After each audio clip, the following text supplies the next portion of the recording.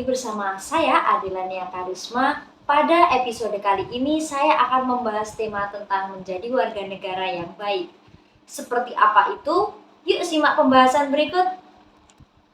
Berbicara soal menjadi warga negara yang baik, kira-kira apakah yang terbesit di pikiran teman-teman tentang hal tersebut? Menaati peraturan, menjaga lingkungan, atau seperti apa? Ya, jadi, menjadi warga negara yang baik merupakan tanggung jawab setiap individu untuk mendukung kemajuan dan kesejahteraan masyarakat. Warga negara yang baik berkontribusi pada stabilitas, keadilan, dan perkembangan negara dengan bertindak sesuai dengan hukum dan etika. Berikut ini adalah beberapa panduan dan prinsip-prinsip yang dapat kita ikuti untuk menjadi warga negara yang baik. Yang pertama, memahami dan mematuhi hukum. Hukum merupakan dasar dari kehidupan bermasyarakat yang tertib dan aman, yang mana setiap warga negara harus 1. Mengetahui hukum berupa mengenal undang-undang dasar, peraturan daerah, dan hukum nasional.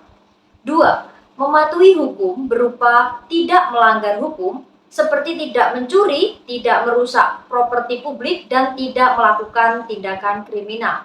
Dan yang terakhir, menghormati penegak hukum berupa menghormati polisi, hakim, dan petugas hukum lainnya. Kemudian panduan atau prinsip yang kedua yaitu berpartisipasi aktif dalam kehidupan demokrasi. Demokrasi memberi setiap individu hak untuk berpartisipasi dalam pemerintahan. Partisipasi aktif tersebut mencangkup 1. Pemilu berupa menggunakan hak pilih dalam pemilu lokal atau nasional. Yang kedua, menjadi anggota komunitas berupa terlibat dalam organisasi masyarakat atau partai politik. Yang ketiga, memberi pendapat berupa menyampaikan aspirasi dan kritik yang konstruktif dan kepada pemerintah. Kemudian panduan atau prinsip yang ketiga yaitu dengan menghargai keberagaman. Keberagaman merupakan kekuatan bangsa. Menghargai perbedaan budaya, agama, dan ras adalah bagian penting dari menjadi warga negara yang baik. Yang mana hal ini dilaksanakan dengan cara yang pertama, toleransi berupa menghormati keyakinan dan praktik agama orang lain. Yang kedua, kebersamaan berupa membangun hubungan yang harmonis dengan semua anggota masyarakat. Yang ketiga, anti-diskriminasi berupa tidak melakukan tindakan diskriminatif atau rasis. Panduan atau prinsip yang keempat yaitu membayar pajak. Pajak adalah sumber pendapatan utama negara untuk membiayai pembangunan dan pelayanan publik. Yang mana setiap warga negara harus pertama, melaporkan pajak berupa melakukan pelaporan pajak dengan jujur dan tepat waktu. Yang kedua, membayar pajak berupa membayar pajak sesuai dengan ketentuan yang berlaku. Selanjutnya panduan atau prinsip yang kelima yaitu melindungi lingkungan.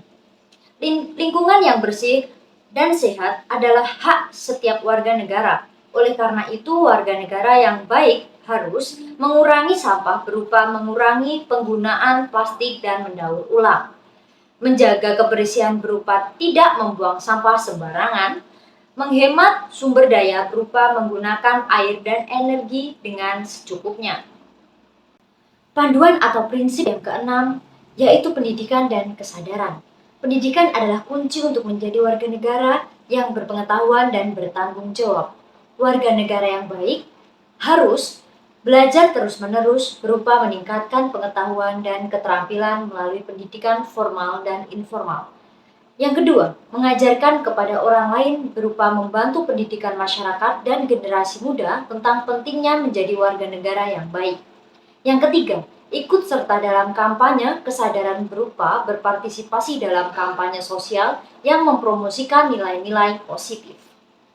Panduan atau prinsip yang ketujuh yaitu berkontribusi pada masyarakat. Kontribusi aktif terhadap masyarakat dapat dilakukan melalui yang pertama, kerja sosial berupa terlibat dalam kegiatan sukarela seperti membersihkan lingkungan, membantu korban bencana, atau mengajar anak-anak kurang mampu.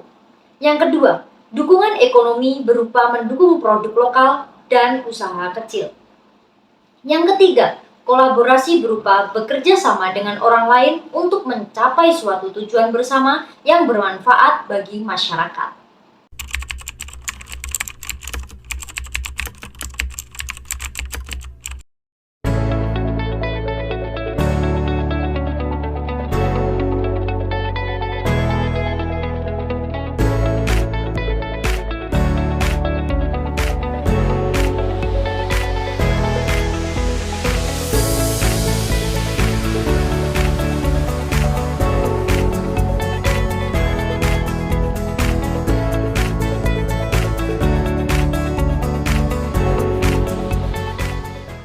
Demikian informasi yang dapat saya sampaikan, semoga bermanfaat dan sampai jumpa di episode berikutnya. Bye-bye.